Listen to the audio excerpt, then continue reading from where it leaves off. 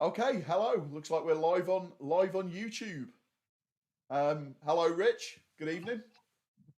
Good evening. So we're here tonight. It's the original team from Seaward original tonight here. You've got Kevin Smith. I'm category manager for test and measurement, and you've got Richard here, who's our field sales manager. So hopefully we've got a few viewers out there. We seem to be getting a few. Oh, the numbers are knocking up a bit, so we've got a few people on here. So if you can just type into the chat window to confirm that you're there and that you can hear us.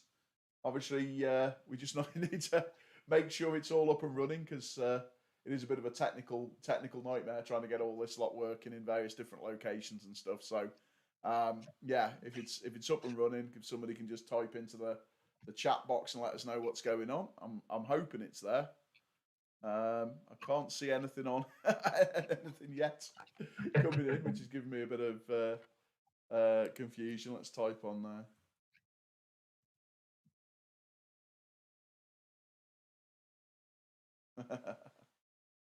See if there's anybody out there. I know there's a bit of a delay on the stream, so again, it does take a little bit of time. There we go. We've got one working fine. Working fine, brilliant. Dear. Right, that's always good to know. So yeah, so you've got me and Rich for the evening. So good to have a few people there. At least there's somebody there. So we're gonna start off obviously with the live stream, but the way this works really well is if we actually get your questions and things like that to answer. Obviously, we've got a few questions that we've had in advance. So and there's a few people contacted us through social media and stuff like that. So please interact with us. That's the way it works the best. And from that side of things, we'll try and answer your questions and yeah, hopefully have a good time along the way. So first things first. So where do you want to start off, Rich? Well, I think initially, I was having a bit of a catch up through social media and looking at the questions that were answered. And one that did sort of crop up quite a bit that was asked, and also looking through the various forums and things, was the sort of different types of PAT standards.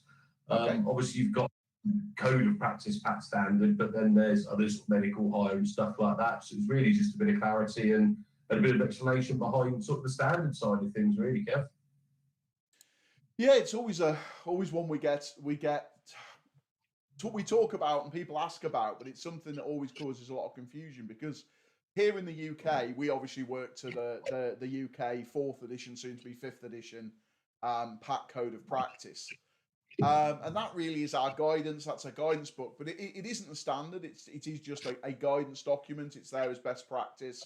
It's produced by the IET, and really it's there as our sort of guidance of what we follow. But obviously, the law is the main thing that we've got to comply with, and then the IET code of practice is really just their take on how one way that we can comply with our legal requirements, really. So the IET code of practice is always seen as the sort of the main document. But there is a lot of others. The Health and Safety Executive have their own document, HSG 107, and that's available to download off their website for free. So you can go on the website, download HSG 107, and there's loads of good information and guidance in there that you can go through. So that's another one, just covers general PAT testing. So both of those really, the IET code of practice and HSG 107, are really aimed at sort of what we would just call general PAT testing from that side of things.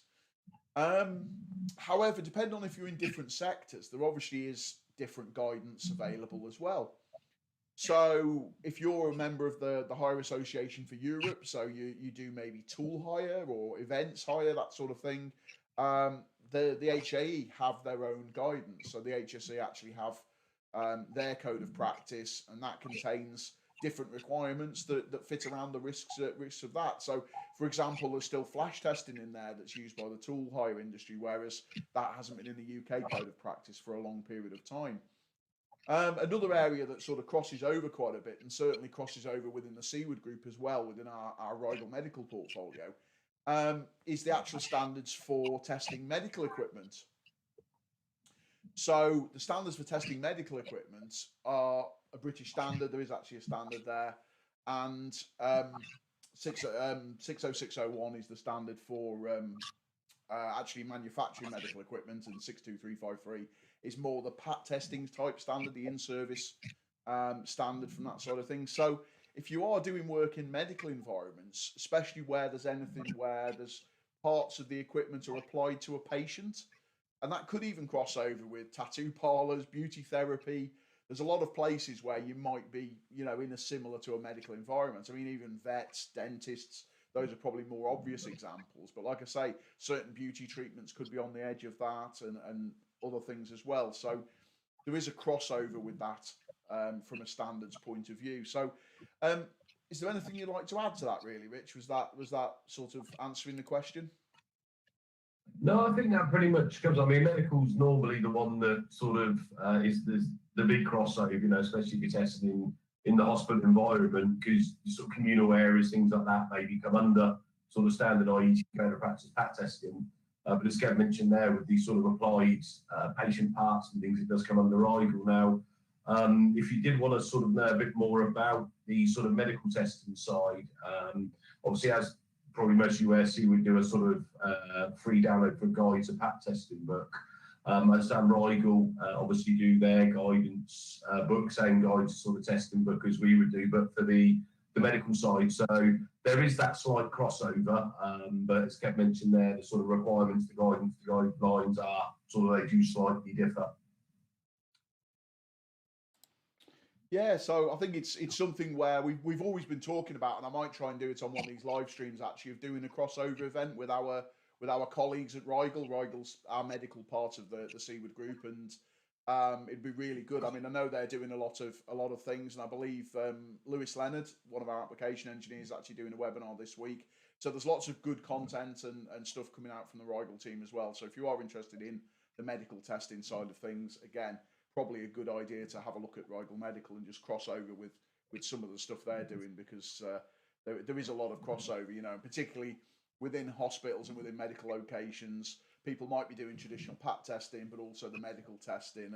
And you've got areas like hospital beds. Is it one? Is it the other? Where does it fit in? So there is a lot of crossover. So it's something we've been threatening to do for ages, isn't it, Rich, really? A crossover and do a webinar or do a live stream in association with RIGAL Medical and really just try and sort of unpick some of those areas.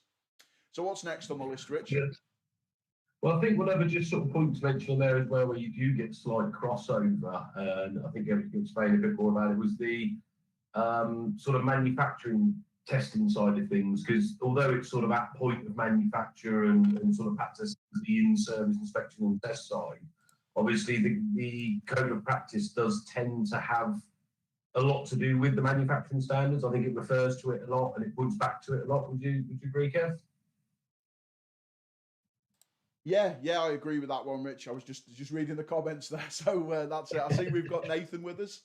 So yeah, Nathan's a sort of long-time contributor to these events, so it's good to have Nathan on there. And I see we're starting to pick up a few more viewers and stuff like that now. So yeah, Nathan's put a comment on there saying crossover would be good as they do care homes. Yeah, care homes is a traditional one where there may well be PAT testing side of it, but also the medical side of it is actually a big thing. And as they start bringing more services and stuff like that into the medical, you know, medical services into care homes, again, yeah, there's going to be crossover. And I think it's also, you know, been talking about business. It's not a dirty word, but from a business point of view, I think there is actually, maybe people are missing tricks. Maybe there is more services that you can actually add to your portfolio by doing medical testing, and you can actually do things, whereas historically you might have just avoided it, not done it, or just PAT tested it but not actually done the full suite of tests. Whereas by using, you know, a similar instrument, a RIGAL electrical safety analyzer, you can actually do the extra test to those standards and actually add that, and obviously that's a value added service. That's something you would be charging more for than just a standard PAT test. So I think there is business opportunities in there for those of you who are coming up against that type of equipment, or maybe want to add that to your range of services. Again, you know, good idea really for these tight times where we want to add more and try and get more money out of the job that we're doing. Then maybe adding medical testing to your range of services would be a good idea. Any more comments? No, I think that's it. So What's next on the list, Rich? Well, one obviously does come up. It's very, very common in obviously the PAT testing world, but it is sort of the testing of extension leads and things. Many times back when I used to do some of the PAT training and in between them when you're sort of speaking to customers, especially customers that are new to PAT testing, I suppose there's varied opinions, should we say, on what you do and don't do. So really, obviously, with the extension lead side of it, it's sort of, you've got surge protection, you've got RCD. Do you test every socket on polarity? Do you do a continuity test on every socket? Long leads, failing, stuff like that. So there's although it seems, and it's probably one of the easier basic testing, PAT testing, there's a lot of scenarios surrounding leads in general. So yeah, it's just a bit of sort of guidance and advice on sort of those individual areas. If we sort of start with the surge protection, I suppose is first on the list there. Yeah, no, I think leads does cover a massive amount of different types of equipment, and also anybody who's done PAT testing knows you will spend a lot of time in your life testing and inspecting leads, and that can be anything from a very simple IEC lead. For those of you who actually watched the last live stream when I had Tim James on here, Tim talked about the figure of 8 leads and things like that, and really looking at the what tests we can or can't do on those, and the fact that it's mainly visual inspection. But we can go from a simple figure of 8 lead where it's going to be probably just visual inspection, all the way up to maybe a 3-phase lead. Different lead lengths makes a difference. The number of outlets on the lead makes a difference. And also, as Rich said, a lot of leads now are getting built-in surge protection. We might have built-in RCD protection. So it's how do we actually put together a sequence to do this? And realistically, a lot of PAT testers, basic sequence, we'll do an insulation test, we'll do an earth continuity test, and we'll do a wiring polarity test and just check that it's actually wired up. And most modern PAT testers have a socket, usually an IEC socket on the PAT tester, and you effectively connect it as a loop. You plug the plug end effectively into the PAT tester. You have another lead that then connects back into the IEC test socket, creating a loop, and then we can actually do end-to-end earth continuity tests, we can do insulation tests, and we can do the wiring polarity tests. So generally, all PAT testers pretty much do that in the same way, and it's just about getting from one end of the lead to the other end of the lead and carrying out the measurements. Now, where it starts to get a bit more interesting is lead length, because a short lead will have low resistance, a higher lead will have obviously higher resistance. So where do you set the pass-fail limits? How do you understand the pass-fail limits? And I recently did the PAT Refresher series of webinars, and one of the things we talked about in there was actually the 0.1 plus R and what the various tools are available for calculating the resistance and what the resistances should be for different lengths of lead and things like that. So the first thing to understand is that you will potentially need different pass-fail limits, or you'll need to set up your tests for different lengths of lead. And that's because of the earth continuity test, and effectively the longer the lead, the higher the resistance should be under normal circumstances, not due to a fault, but under normal circumstances. Therefore, we need to set up the pass-fail limits based on that. Now, that's one thing, that's the earth continuity test. Now, the insulation resistance test. When the insulation resistance test is carried out, what happens is the PAT tester automatically joins the line and neutral together, the live conductors, the line and the neutral together, and checks between those and the protective conductor. So that's a test that's done on a single phase lead, or even on a 110 lead, where the live conductors are checked against the protective conductor from an insulation resistance point of view. Now, if we've got a 3-phase lead, that 3-phase lead has got 3 line conductors. So again, the difference with a 3-phase lead is that those 3 phases and neutral are connected together, and we check between those and the protective conductor. Now, sometimes people have argued, well, why isn't a test carried out between all of the different conductors and that sort of things? And actually, if you've got an Apollo with a point-to-point test, you could go through and do all of those various checks and check between each core. But historically, with PAT testing, we've always joined all of the live conductors together and measured those to the protective conductor to make sure that we've got no faults down to earth. We haven't actually carried out a test between each cores.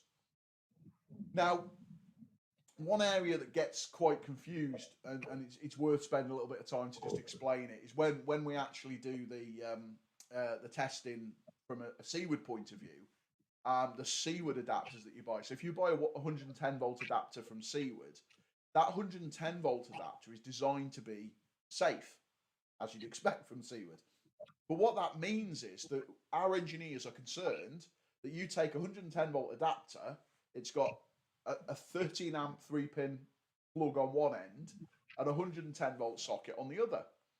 Now, what they don't want is somebody to plug that into the mains, plug in a 110 volt drill at 230 volts and try and use it, because obviously that wouldn't be safe, that would be dangerous. So the way they get around that is within the actual plug, within the adapter, what you find is that the line conductor isn't actually carried through. What we do is we carry the neutral conductor through, and then the neutral conductor inside the plug is looped onto the line, so that the equipment connected to it will still do the same test. It will still get connected between line and neutral and measured to earth, but that's done via the neutral and the link to the line within the plug. The actual 230 volts line isn't carried through. So when you get a 110 adapter, it's perfect for testing 110 equipment, and the 3-phase adapters are done in exactly the same way as well. The neutral's carried through, the line isn't carried through, and there's a link through onto the phases. So it means that for carrying out normal testing, that's fine. That's absolutely perfect for carrying out normal testing. However, if you use that adapter then to do a lead test, you're not getting your loop through from the line all the way through. So quite often you'll actually get the tester will show as a fault, and people get confused, and obviously call our tech support lines and things like that. So it is possible to get adapters, and many of our distributors sell adapters widely on the market that are actually straight through adapters, and at the other end they'll have an adapter back again to an IEC socket, and then you can carry out the tests.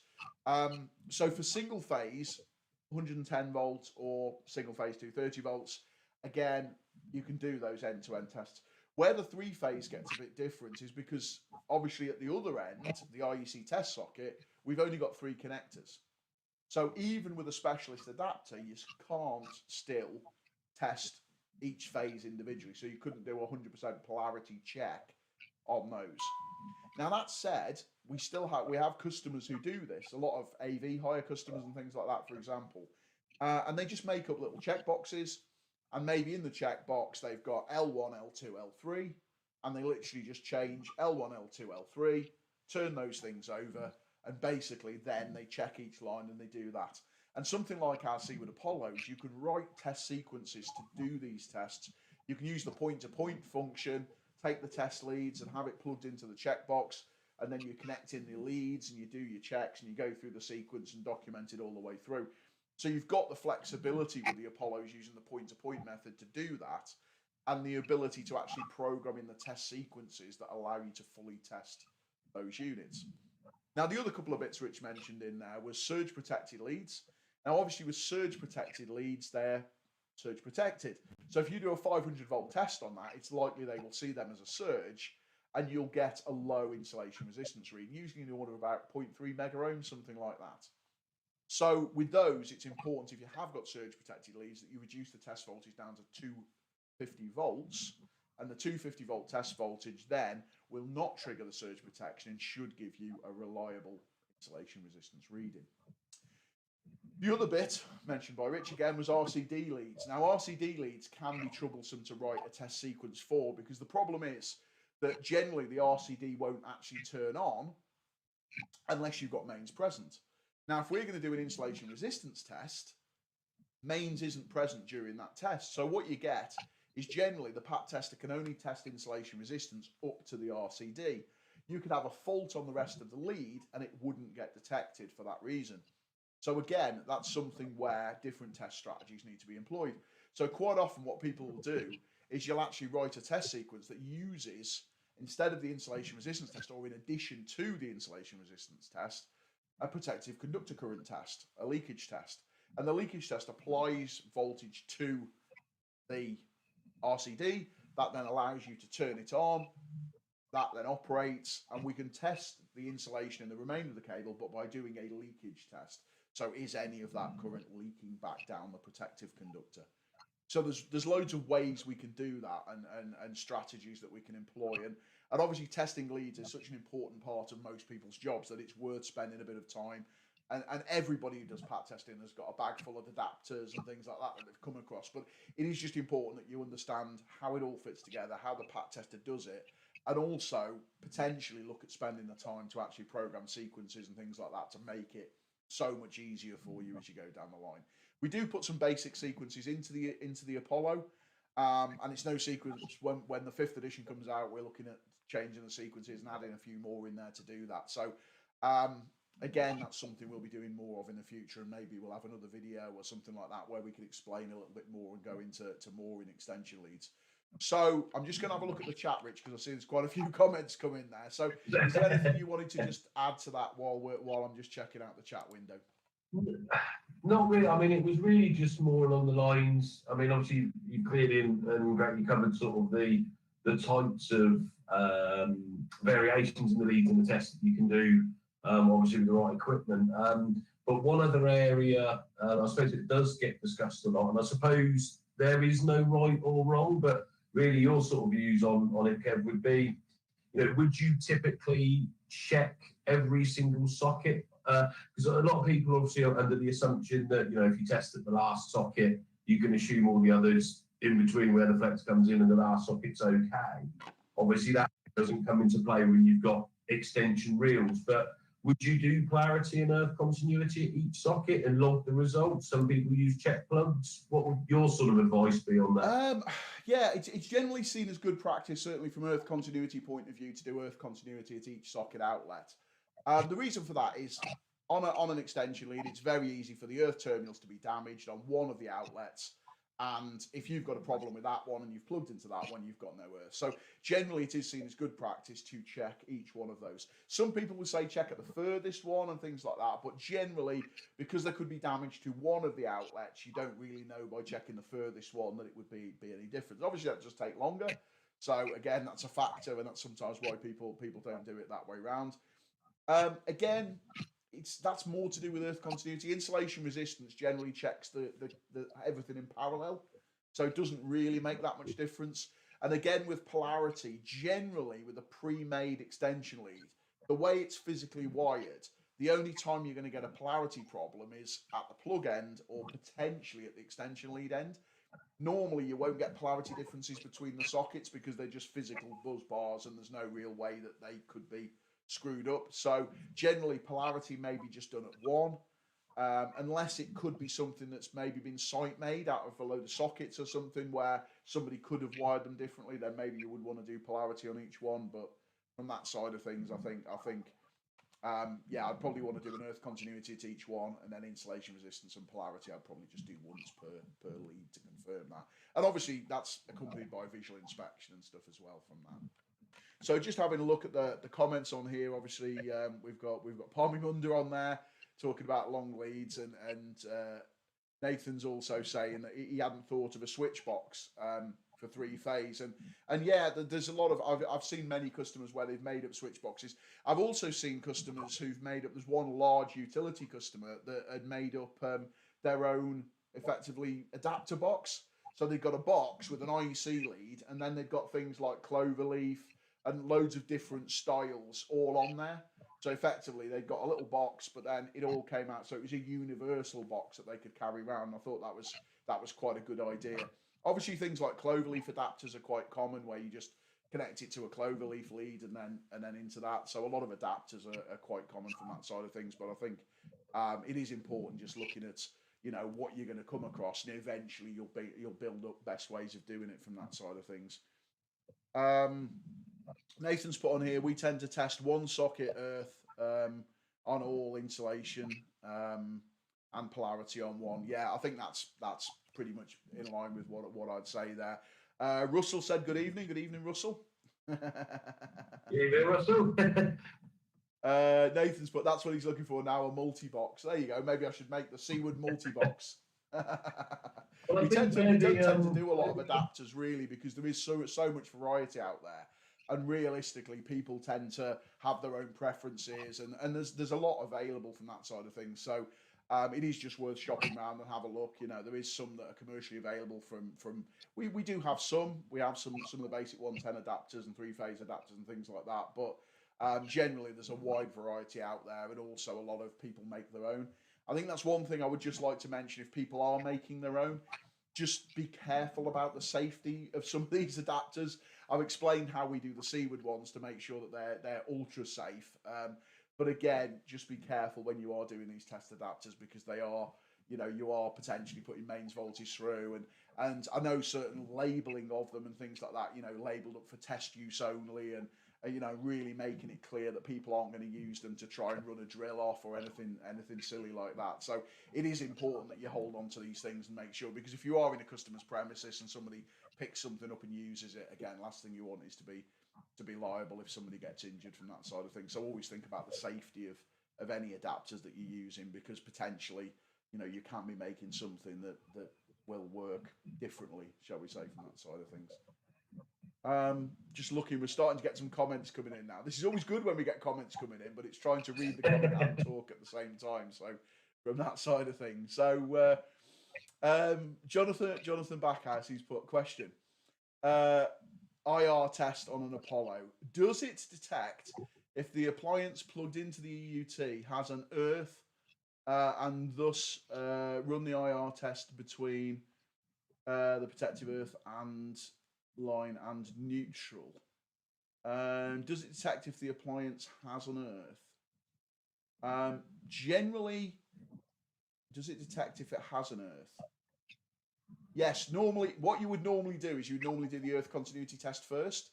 So if it does the earth continuity test first, then there will be a pre-check generally. And if we're doing things like the prime test, they'll do an earth continuity check first. And if the earth continuity test fails, then potentially it's a question of whether you would carry on to do the test. So normally, I'm hoping I'm interpreting what you're asking right there.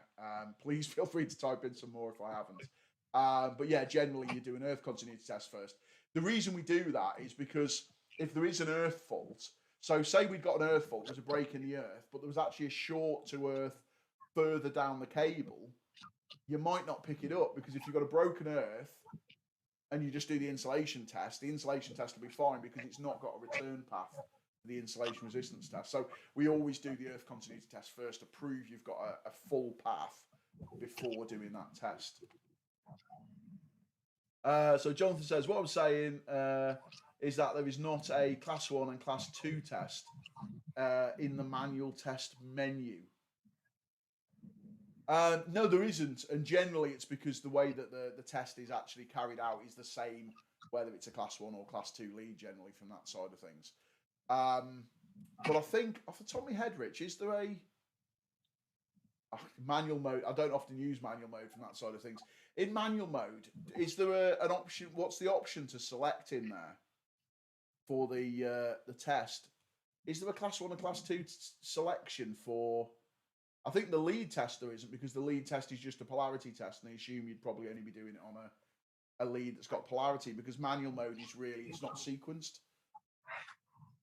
I very, very rarely go manual mode, but office bound for so long, I have my Apollo sat next to me. Well, what we'll do, I'll answer some other questions, Rich, while you're just checking out what manual mode shows on there, and then we'll go through. Nothing like being prepared, Rich, having your tester there with you. I've got one somewhere over there if I went and fetched it, but I'll let you do that. So Martin's put on here a question for later regarding the Android app. When will there be an update? Very frustrating, always crashing. When will the Apple app be ready? Yeah, apologies for that. Obviously, we brought out the Android app tail end of last year, November last year, and what we wanted to do is we wanted to let that run for a bit and really get some feedback, get some history there. Obviously, be aware of the bugs, get feedback from you guys, all this sort of thing. So we were doing that, and obviously time goes on, and then we started trying to develop the Apple app and stuff like this, and then unfortunately the coronavirus hit. What we've done is now to try and catch up again, to try and get this sorted out for you guys, is we've actually put this out to an external contractor, an external app developer, to get some resource, because at the end of the day, trying to get this done is all about resource. So what we've done is we've actually put it out to an external contractor, and I am expecting a beta. In fact, I've been expecting a beta for a while, but I'm expecting a beta literally any day now of the Android version, with the crashes, with the bugs and things like that, hopefully all dealt with, all fixed. So literally any day now I'm waiting for that beta. Once I get that beta, obviously we'll do some internal testing, we'll check out and make sure that it's there. We potentially might even reach out to some customers and say, look, you know, here, would you have a look at this for us and do some beta testing? Once we're happy with that, part 2 of that project is then, right, we've got the Android version right and stable as everybody wants it. Now let's just roll those changes out into Android, so into Apple, sorry. So it was always very much a development choice that we wanted to get the Android version stable, working how we wanted it, and then we replicate that into Android. What we've done in the past is we've tried to develop the two together, and all that happens is you end up with one set of bugs in Android, one set of bugs in Apple, and you spend time trying to fault find these and get it dialed in. So we've gone very much with an Android approach at the moment to try and get the Android bit right, and then once we've got that stable, then we'll produce the one. I know we've got loads of people waiting for it, and it's great that everybody's, you know, keen for the app, and I think it proves that the app is very possible. But I understand that it is a little bit frustrating. The other thing that we've obviously learned through doing app development is that it's very device sensitive. So the more testing we do, we can check it on 20 phones, make sure it works, and tablets and things like that. And then the second we launch it, we get a phone call from somebody saying it's got this bug on it, and it's not present on anything we've tested it on, and then something comes along. Or, as happens sometimes, it's working perfectly, and then there's an Android update, bang, not working again. So it's frustrating for us, and I understand that from you guys, and I just thank you for your patience really on that, and we are working on it. It would have been a lot sooner without the coronavirus. We've effectively lost sort of four or 5 months now of development time really to that. And unfortunately, as a business, as many businesses, we've had to prioritise what we've been doing, and obviously supporting our physical products and things like that has been what we've been doing during the period where we've had people on furlough and stuff. So we are trying to catch back up. We've employed contractors to do that, and we're trying to get there. I have said this many times before, but I am waiting literally any day now to get the beta. I've seen emails about it today, literally today, about getting the beta for that, and hopefully then once we've got that, we can start doing the testing and get it out into the market as quickly as we possibly can. But I can only apologise for the delays in that, but hopefully you can understand where we're coming from with that. And thanks for the opportunity to talk about it on this live stream. So just having a look on here, anything else that's come up on here? I think you've all started answering your own questions. Jonathan's got one down there at the bottom. Look. Yeah, John Martin's put yes, please beta test. Yeah, I think that's it. I mean, anybody who's wants to get involved with that and that side of things, obviously just drop me an email. It's kevins@seaward.com. There's no secret to the email addresses. So kevin@seaward.com, drop me an email, and then obviously we'd be more than happy to get people involved in doing that, because the better the testing we can do, the more we can make it better for everybody. And that's what we want. We want products that people love and want to use. So the more we can do that, the better.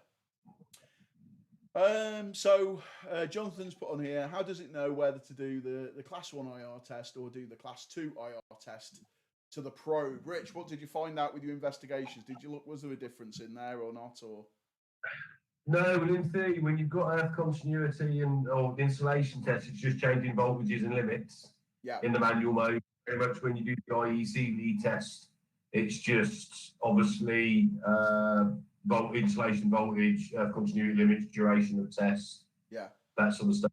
I think I probably can answer this a little bit as well on that side of things. I was sort of looking for an obvious answer on there, but we did address this actually on the last live stream, because I had to apologise because I'd given out some wrong information before. So Rich wasn't here to see me apologise for this, of getting something technically wrong. So he'd be pleased with that. But yeah, what I talked about previously was the fact about actually testing instruments, class 1 instruments using the class 2 mode and things like that. And what we actually pointed out was that actually the test leads and the earth pin and the test lead during the IR test are connected together. So what we found was that by actually doing the test, it almost didn't matter which one you'd got it on, because it would actually either test through the lead or it attests through the earth pin. If you've got a class 2 product, it's plugged in, but the earth pin doesn't go anywhere, so you get the lead version, and then vice versa. If you're not using the lead because it's class 1, then it's not doing that test anyway. So from that side of it, because the two are connected, there isn't really a difference in there when you're doing the test. So that's probably part of what's going on there, really, is that it is the same test effectively from that side of it. It's just a question of whether it's doing it via the test lead or whether it's doing it down the connection. There is a difference in the test methodology, but generally the two are connected together. So really, it probably doesn't actually make a difference which way you're doing it.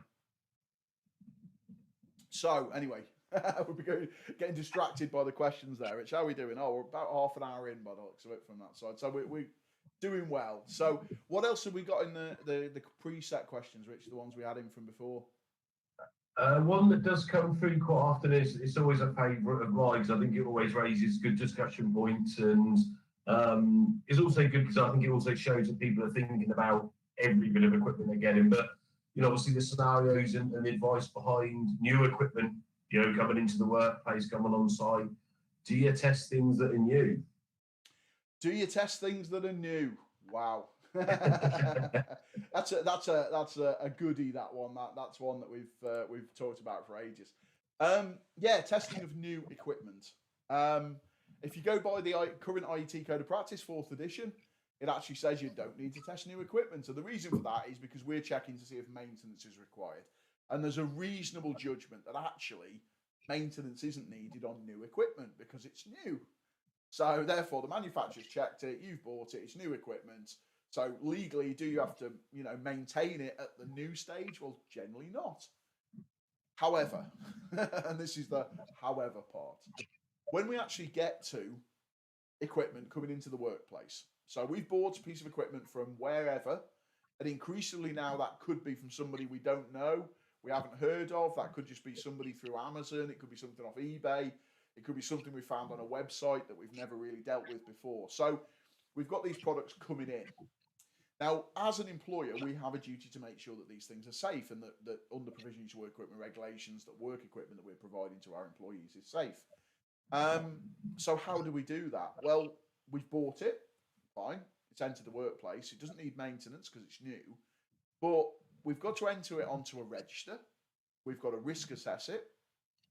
And realistically, we need to make sure that we're relatively confident that it isn't damaged or defective. It hasn't been damaged in transit or anything like that, that there's no manufacturing faults.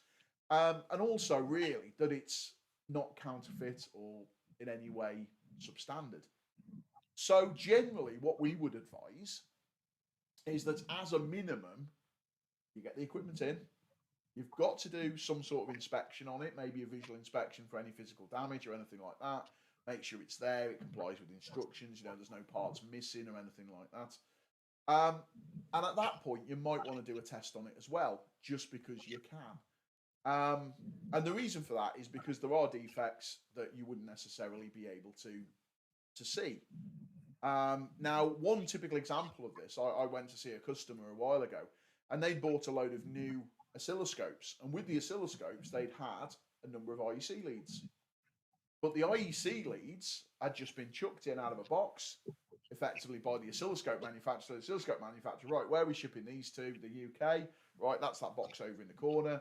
And they put these IEC leads in, and the IEC leads were counterfeit. They were dodgy. The actual thickness of the earth wires was like hair. The colours were wrong. There was polarity problems. But from the outside, looks perfect. But by doing a PAT test on those, they could see that the insulation resistance, the earth resistance was high. And then when they actually cut them open, they could then see all of the dangers in there. They were failing polarity as well because some of them were reverse wired and all this sort of stuff. And if they hadn't done those tests, they wouldn't have known. Now, do you need to actually have, an Apollo 600 elite kit for doing that, for checking new equipment? Probably not. And we see increasingly now a lot of people are buying things like our Prime Test 100 or Prime Test 50 products to carry out those sort of workplace entry checks, really, those purchasing checks before it enters the workplace. but then their full PAT testing might be carried out annually or whatever it is by a contractor or somebody using something like a Seaward Apollo tester. But they may just do their initial screening by using a very simple battery powered tester like a Prime Test 50 or 100. So again, that's something to think about. So as far as the code of practice goes, you don't need to test new equipment, but our advice would be you need to look at it, you need to risk assess it, you need to go on your register, you've got to do a visual inspection, you might as well test it as well because you might pick up these things, and then from then on in, you just put it into your normal PAT testing regime and it goes forward. So does that answer the question? Is that what you were thinking of, Rich? Yeah, absolutely that. Yeah, so it's always an interesting point people raise, but I say, like you say, it's that form of check when it does come in. I mean, sort of when I've been out and about back, obviously when we were normal people I speak to, we find that they're tending to get a lot of these sort of goods inwards people trained now to basic level of sort of visual inspections, and as Kev said, using a Prime Test 50. Just for the confidence, really, that although it is new, that it is safe. I think another area that's always worth looking at when you are bringing new goods, obviously, you know, with it forever on the increase at the moment, is obviously picking up the counterfeit side as well. You know? Yeah, no, I think that's a good point, Rich, from that side of things. Is to say the counterfeit and substandard equipment is something that's becoming an increasing threat, and being able to pick those things up before they enter the workplace is really, really important. I think the other thing that's not to be underestimated is actually setting a benchmark. So by testing equipment as it enters the workplace, you know what fuse was in it when it was new. You know what the earth was reading when it was new. So you've got all of this benchmark information that's recorded, so that down the line, if anything changes, it's all there, it's all in and recorded, and we know what's going on. Just an interesting question there from Martin, Rich. He's saying he's been quoted about £180 to update his Apollo 400 to a 400 plus. Is it advised to meet the new regs, and what would the benefit be? So I don't know if you want to take that one. Well, I mean, in terms of the update, something Kev did, I think it was one of your very first things, wasn't it, when you joined Seaward, was we went from the non-pluses to the pluses. The firmware update from the 400 to the 400 plus obviously can be done, and that is free of charge in terms of the update from the website. What they're actually quoting for on the £180 side is the hardware changes. One thing that we changed and took advantage of when we was writing the new plus firmware was a lot of the bigger customers were looking for sort of an external battery charge capability, so they could have a spare battery around with and that sort of stuff. So the actual connector to the battery and to the Apollo itself has actually been updated, and you can get another battery and external charger as well now for the Plus version. So within that £180, it's primarily all the hardware changes that are getting carried out. Then also on request, obviously, if you want to update the new firmware, so there are new features added into the firmware and improvements made there. But primarily also as well, when they actually do the update for you, the hardware update, you will get a brand new battery and the calibration and the hardware change. So it's not just sort of a repair to update it, say it's another new battery, a calibration and things like that. So in terms of the regulations, it wasn't, the Plus version wasn't brought out for any regulation point of view. I mean, I think something Kev may touch on a bit later just before we wrap up is the 5th edition, where there have been changes and things like that. So, but from a firmware point of view, you can do that free. The hardware change and the cost behind that there is obviously if you benefit from the new battery and the external charge, really. So I think that sort of sums it up, would you say, Kev?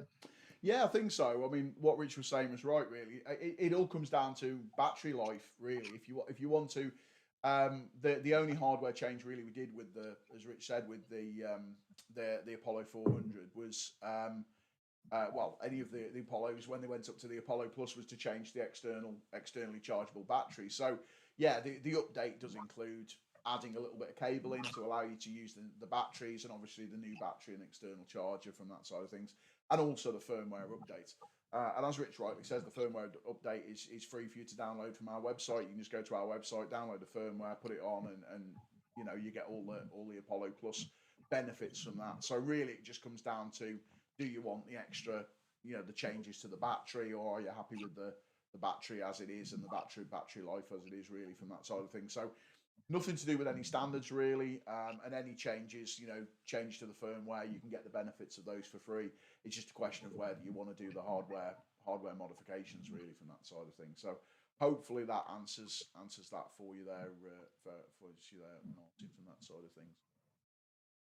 Nathan's just put down on testing new items. He said they tell clients no, they don't need to test. However, if there was an incident, then the first thing the insurance would ask for was, has it been tested? So yeah, I think, you know, there's certainly external requirements from insurance companies and people like that, and just plain common sense, really, to make sure that things are actually, you know, safe, that's in the workplace, and also that you can demonstrate that they're safe as well, that you've got that evidence. So although the IT Code of Practice doesn't insist on it for the logical reasons that maintenance isn't required, really common sense, and I would advise most duty holders to actually get testing done from that. So what's next, Rich? What have we got on the list? Have we had any other comments come in through LinkedIn or anything like that? Well, we did have one that Nathan very kindly sent through via my social media there. I think you've covered a bit of it on the three-phase testing, which again is a very common question that comes through in testing each phase individually. But the other, and although it was sort of introduced in the 3rd edition Code of Practice as a visual only, the 4th edition went a bit further with electrical testing. One that has come up, and again, Nathan's asked for a bit more, you know, another sort of refresh overview on it. And I still think it is a really sort of grey area. It's one of those hot areas that you don't want to touch or talk about from a testing point of view, but it's the fixed appliance testing. It comes up, I think, every workshop we do, every webinar that we do. It is one of those areas which I think, I don't want to say scares people, but I think they're dubious about it. Yeah, no, I think it's entirely right, Rich. I think it's one that we get probably more questions about than anything, really. And I think there's a lot of information gone out now with fixed appliance testing that people understand.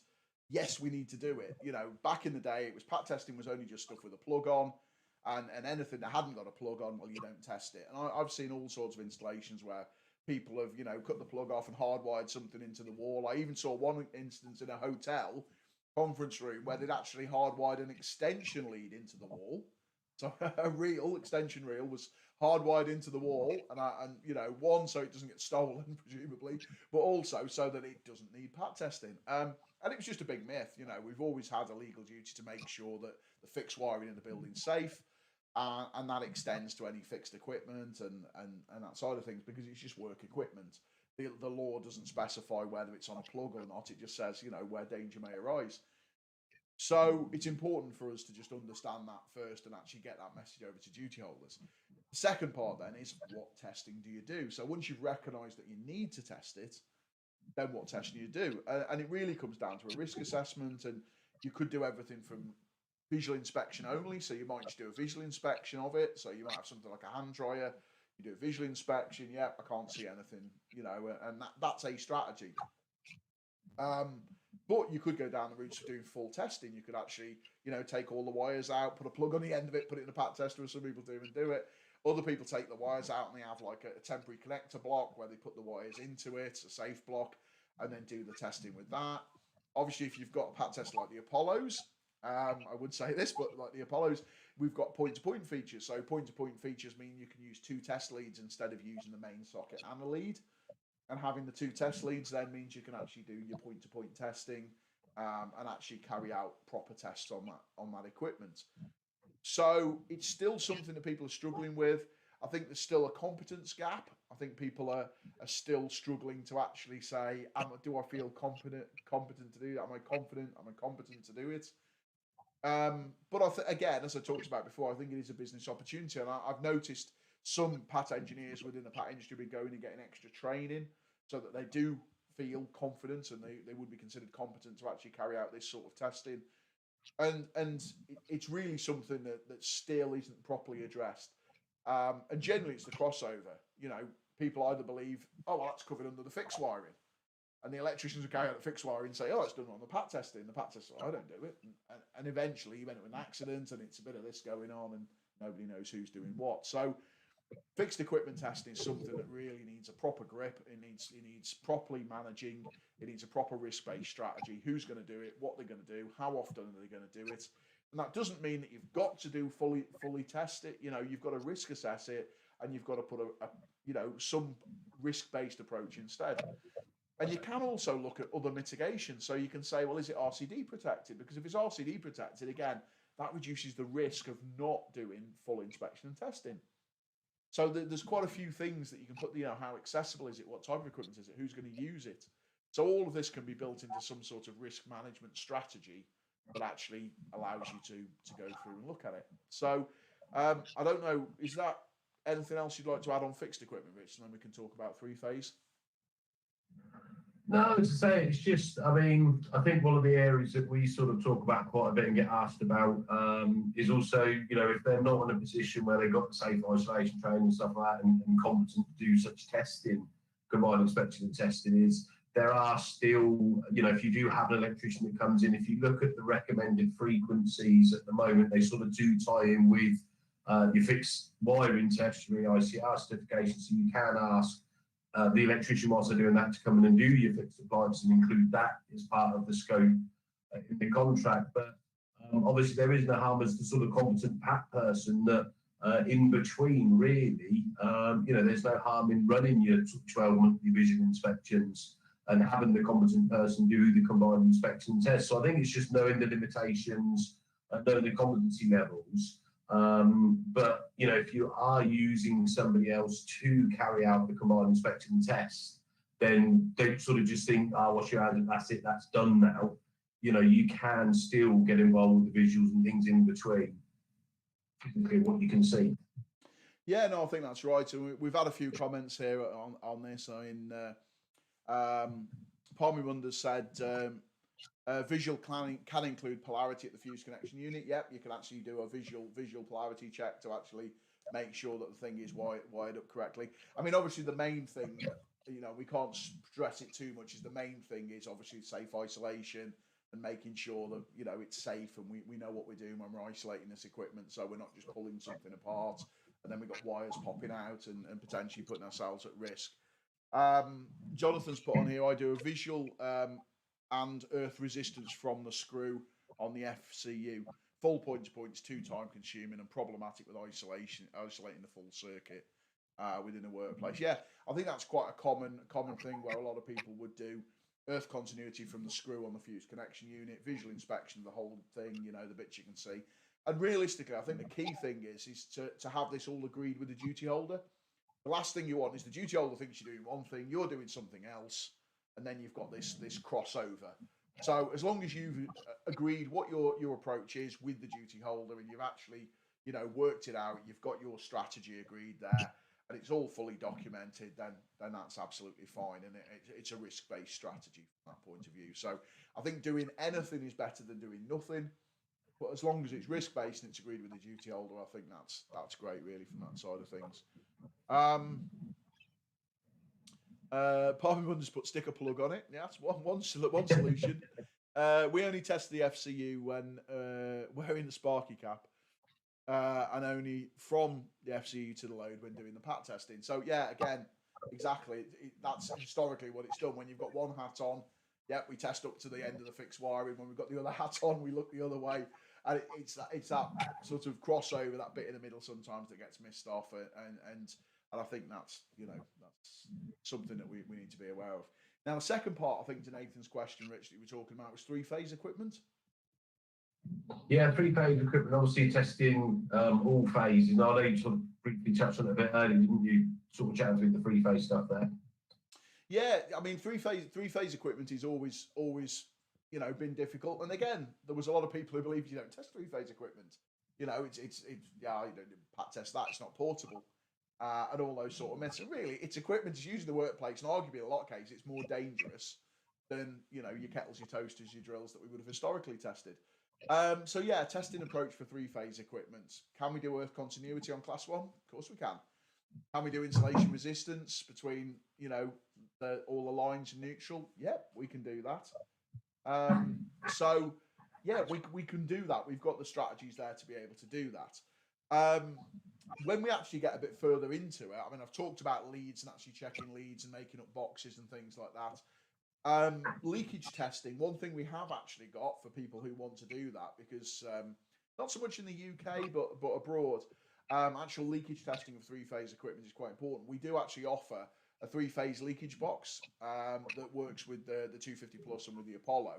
And what that means is that you can actually connect the box up to the three-phase supply, you connect the three-phase equipment to the box, and it almost acts like a clamp meter. So you can actually run up the equipment, you do the tests through it, you can do the earth continuity, insulation resistance through the adapter box, but you can actually do a three-phase leakage test. So you run the equipment up, and it will measure the leakage coming off that equipment as well. So you can actually do that, and that's an additional adapter. There's not many people who test to that level, and I say we really created it for export markets, really, because in other standards, particularly sort of Germany, Holland, places like that, Australia, they have a requirement for doing leakage testing as part of their standard, so they need a method for doing it. They can't just accept, well, we don't do it, we just do insulation instead. But in the UK, we've always generally gone down the insulation resistance route, and then from that point of view, leakage testing was seen as a sort of bonus extra option. Again, depends on how thoroughly you want to test things and what the risk levels are and stuff. As we've talked about, also point-to-point testing is an option, so you could do. A lot of people do point-to-point testing, so they'll use the quad clips and check between the different pins. Quite often a three-phase plug is generally big enough to be able to do that sort of testing. So sometimes they will do those tests on there. The only thing I will say is you've just got to be careful with equipment. The reason we test between all the lines and the neutral joined together to earth is so we don't risk putting 500 volts into the wrong bit of a piece of equipment and blowing it up. So again, if you are going to do point-to-point, just be very careful that you actually know what you're doing with that, and you know that the equipment's not going to be damaged by carrying out those tests, because sometimes, yes, it's great to fully test a piece of equipment, but if you're going to damage it in the process, then obviously that's not a sensible strategy. So it is important that you understand the equipment you're testing and how you do that. Have you got anything to add to that, Rich? No, I think you've sort of pretty much hit the nail on the head there, right? I'm just looking on here. Oh, Parby Wonders put EV chargers. Oh, yes. PAT testing of EV chargers. Oh, my God. Yeah, PAT testing of EV chargers, EV charging equipment. It is a question that's been asked. It was actually asked at the IT committee when I was sat at the committee for doing the 5th edition about testing leads and EV charging leads. Again, generally, remember, PAT testing is under the electricity work regulations, and that's work equipment and that side of things. So is an EV charging cable likely to be classed as work equipment? Maybe, maybe not. Again, there's no real, as long as it's just a cable, it hasn't got any inline charging circuits or anything like that, or maybe not a tethered type system. Again, it is a cable, so you could very easily make up an adapter and use, write a test sequence using the Apollo to actually test that type of cable if it's a big part of your job. But generally, the EV charging circuit comes under the fixed installation testing, certainly the charging socket and the body of it. So generally, we might just do the trailing cable in between. That could be done. But again, tends to be missed off. I'm guessing missed off a lot of options when people are doing risk assessments, because generally they wouldn't class it as work equipment. So really, there probably isn't the same duty there to actually cover it under the electricity at work regulations as there would be with drills and PCs and stuff that we would normally come across testing. So Martin's put on here, any road shows this year? Fingers crossed. Obviously, we've got probably a good time to talk about. We've got the 5th edition coming, and there's been a few posts by the IET, and there's actually the 5th edition is available for pre-order now. The 5th edition PAT Code of Practice, so you can go onto the IET website and it's available for pre-order. So we're expecting that to drop at the start of September. Obviously, we want to do some road shows, so the road shows we're very keen to get into doing the road shows, but it's COVID willing. So what we found at the moment is this is why we're doing all this digital media at the moment, is the actual digital versions have been very, very popular. The webinars have been very popular, and actually a lot of people are happier to attend a digital event, you know, a webinar, and it's more accessible for them to actually do it that. So I think probably the strategy is that we'll start off by doing online events, and maybe as time progresses and people are more willing to travel to these sort of events, because what we don't want to do is we don't want to put an event on, put a road show on, and we get 3 people, and there's a lot of time, expense, travel got into it, when we could have just done virtual events and got 50 people there on a virtual event, because people from all over the country can make it. So it's always the balance with the road shows. You know, we love doing the road shows, we love getting out doing customers and customer visits and things like that, but at the moment it is just that difficulty with the lockdown. So sooner we can get back on that, the better. Yeah, Primary Munder's put on there about 6 milliamp RCD on the EV charging systems, and that is becoming something that's more popular. You know, there's a lot of multifunction testers are now including testing of the EV RCDs and the Type B, the DC RCDs and things like that as well. Obviously, it's nothing that we've really covered under the PAT portfolio as yet, but it is something that's, you know, that's definitely there in the industry and becoming more standard from the multifunction testing from that side of things. So yeah, anything else left on the plan, Rich? What are we looking at? We're probably 4 minutes shy of the hour, so get your questions in. Well, I think what would be good, sort of, in my absence, was obviously, and if you just want to give a bit of an overview of whatever, but obviously Kev did some really good sort of PAT refresher webinars. I think it was sort of 8 chapters over 8 weeks, and really took you back to basics right the way through. So. Yeah, if you want to explain some briefly what they cover. Yeah, I mean, there's probably a lot of people actually have seen them already, but during the lockdown, we actually did to try and keep people going and keep people, you know, sort of, you know, engaged, shall we say, with PAT testing. We actually did an 8-week series of what we called our PAT refresher series. And we really took PAT testing all the way from the start. The first session, you know, what is PAT testing, legal requirements, and we went all the way through risk assessment, documentation, all of the tests, all of that side of things, all the way through 8 different sessions, each with a different title. Each one lasted between sort of, I don't know, 45 minutes to an hour and 20, depending if I got carried away. So there's some bigger than others. But what we've done with those is we've actually put those all on YouTube now. So you've literally got over 8 hours worth of PAT testing content in our PAT refresher series, and it's really good stuff. You know, it took me a long time to actually put these in, but what I wanted to do was put all the stuff, you know, everything chapter and verse about every topic, and we go through. So anybody who is there who wants a bit of a refresher, who wants to just go over some of the subjects, obviously the great thing with it being on YouTube is you can pause it, you can fast forward the boring bits, you can pause the bits you're more interested in. Something that hasn't gone in, you can rewind it and play it back. But it's something we put significant investment of time and effort in with Seaward to actually do that. There you go, Rich, you got the lights on now, we can see you. I was going to say, get those dark out. It's gone dark since we started this. So yeah, really would be good if everybody can have a look at the at those PAT refresher videos. Really have a look at it. We put a lot of time into it. We've had great feedback. I mean, we had nearly 350 people registered for the series, you know, and we were getting regularly in the order of 100 people every week tuning in to see it live, and then obviously loads of people watching the videos afterwards and catching up. So if you are, you know, into your PAT testing, or you just want a bit of a refresher, or even you just want to look at certain topics, have a look in there, go through, you can pick them all out. There's 8 different topics in there, and you know, we don't just want that series to stop when we ended doing them live. That's why we've put them all up on YouTube for you. So share them with your friends. Obviously, go on, like, subscribe, all that sort of thing. Comment on there. We'd always love to see all of that stuff on there, because it tells us we're doing the right things. You know, we're trying very much with Seaward to support the industry and actually do a lot of these things really, you know, that aren't massively sales driven. It's just about trying to support the industry and spread the knowledge out there, and hope that people associate Seaward with, you know, with great content and trying to help the industry. So it's something we spent a lot of time on, and I think they've been really well received, haven't they, Rich? Yes, absolutely. Absolutely. Peter's just put a question down there. It must be one that come further up the list about the Apollos and Live and Pat Guard and downloading Yes, spreadsheets? there was. Sorry, Peter. We got carried away with other stuff that he put on there about. Do you want to take that one, Rich? Well, yeah, I mean, I think, yeah, with the Apollos, obviously downloading the GAR file, so you do need PatGuard to download them. They do have, I believe it's been a while since I've used a standard sort of ASCII format. Obviously, going into PatGuard, the GAR file, sort of PatGuard does sort of untangle it all and make sense of it all. And they sort of always say, well, once it's in PatGuard, you can obviously export to spreadsheets and things if that's how customers or colleagues prefer it, or other people looking to import it into other systems.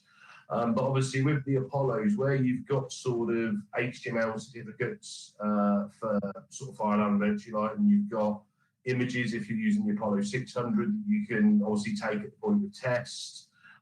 There's user inspections and forms that you can customize and make up yourself in the PAT settings. Obviously, it's not just a simple sort of text download. So I think for sort of CSV to cope with all the facilities from say of the Apollo, PatGuard sort of sits there in the middle and does all the clever bits for you. And yeah, just basically now you do all your reporting, your scheduling, everything through just the one system. Yeah, I think generally, I mean, this is being brutally honest, you know, the Apollo was designed to work hand in glove with PatGuard. And it was always seen that anybody who wanted a downloadable storing tester is going to want to be able to get the data off, create reports, have an asset management database, that sort of thing. So they were very much designed to fit together like a jigsaw piece. So generally, you know, really, if you've got an Apollo, really need to get PatGuard too, because the two things work together.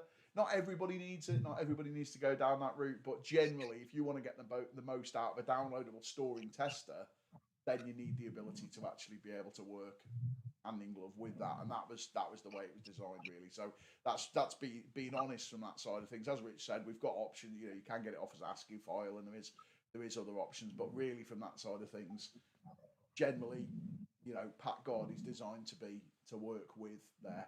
PatGuard is available as a free download, so you can download it for a month, try it out, do your downloads. If it don't work from that side of it. Oh, what's going on there, Rich? Something's moved slightly. Not me. I don't have gone. Power. He's gone. Hang on, I'll best put you back on me for a minute there. I don't know what's going on there with Rich. Can you voice? That's me moving my computer. He's back. He's back. It wouldn't be a Seaward live stream event. It wouldn't be a Seaward live stream event if we didn't have one technical issue. So I've got to start creating them now. Last time my webcam froze and we've had the internet crashing. We've had all sorts of stuff. So this time we've actually invested. I've got more memory in my laptop. I've got all sorts of things set up. So yeah, wouldn't be it without a tiny little blip on there. So we'll just try and clear up a few quick ones on here if we can, and then obviously we'll draw things to a close because we're now gone past the hour limit. Again, if you do have any questions that's not up on here, please get in touch with us. Please give us a shout. Me and Rich are both easily contactable via LinkedIn. We're generally active on the Facebook groups as well from that side of things. And again, if you want to get in touch with us, please just get in touch with us after this. We don't have to stop the conversation here now. But obviously, we'll just go through a few that's on here. Nathan's asking me there about what's going on with the new tester. Somebody asked about putting the Apollo in the 300 case. Yeah, I think it was Richard Eyre probably, or certainly on the PAT things we were talking about that. And I said, you know, it's one of the things that's on my list now. Obviously, looking at new product developments and product changes and things that we can go into. And the amount of times I've spoke to people and said, you know, what do you want the new PAT tester to be? And they just said a 300. Now. That makes me weep inside, actually. That just made me cry there. People want a sort of 10 plus year old tester is their idea of what's the future for PAT testing. But really, again, you know, it does show the form factor and things like that are there. We do listen to this sort of feedback, and, you know, it's something I'm very much actively involved in at the moment and trying to put plans together in place of what we do these things. So, again, nothing imminent. There's nothing, you know, it's not like we're going to bring anything out next week. But really, we are listening. I am putting all this stuff together, and it is going in. I do listen to these things, so I'll just say, bear with me on that one. But there's no sort of specific announcements or anything that I can let slip tonight, Nathan, from that side of things. So Parmy Munder said he's off to watch Scarface. well, yeah, to be honest, I can't compete with that. I'm never going to beat Scarface. In fact, I might try and watch it myself. From that side of things, brilliant film.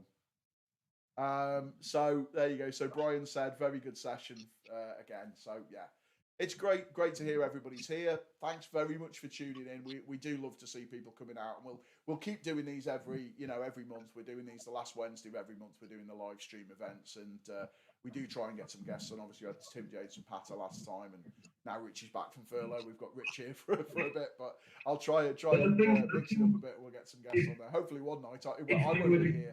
We'll get somebody else to do my bit from that side of things and give me a break. If you would agree, Kev, I mean, somebody mentioned it earlier about the sort of medical versus PAT crossover. I think Nathan mentioned about the care home sort of thing as well.